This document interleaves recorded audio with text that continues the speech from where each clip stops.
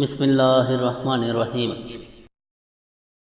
السلام علیکم ناظرین۔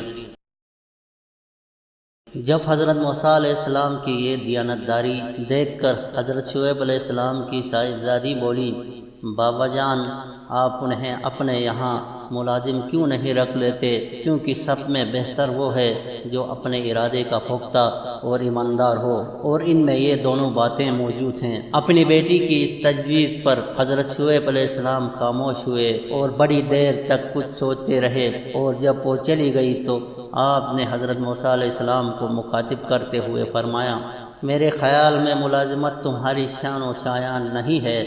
میں یہ چاہتا ہوں کہ اپنی ایک بیٹی کا نکاح تمہارے ساتھ اس مہر کے عوض میں کر دوں کہ تم 8 سال تک میرے گھر میں رہو اور میری بکریوں کی دیکھ بھال کرو، اور اگر اس مدت سے زیادہ یعنی 10 سال تک تم نے اپنا کام انجام دیا تو یہ تمہارا مزید احسان ہوگا، ورنہ تمہیں اختیار ہوگا اور انشاءاللہ تم مجھے نیکوکاروں میں پاؤ گے۔ حضرت موسیٰ علیہ السلام نے کہا کہ مجھے آپ کا حکم منظور ہے، مگر اس کی نوعیت صرف میرے اور آپ کے مابین صرف معاہدہ کی ہوگی، اس کے بعد کسی جبر یا زیادتی کا حق آپ کو نہیں ہوگا۔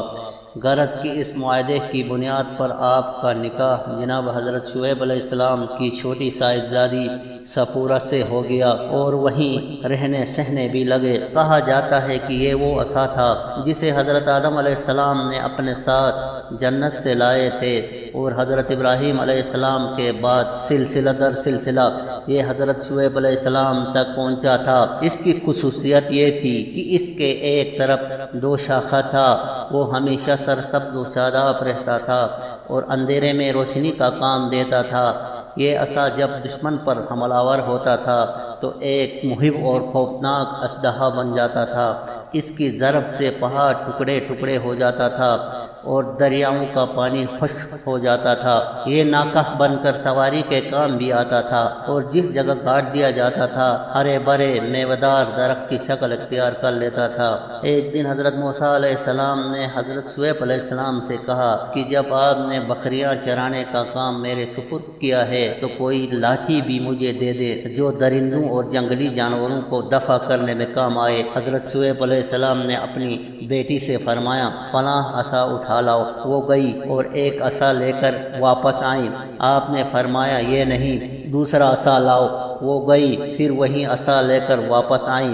جب بار بار ایسا ہی ہوا تو وہ بولی کہ میں کیا کروں بابا جان، جب دوسرا عصا اٹھانے کا قصد کرتی ہوں تو یہ عصا خود بخود اٹھ کر میرے ہاتھوں میں آ جاتا ہے۔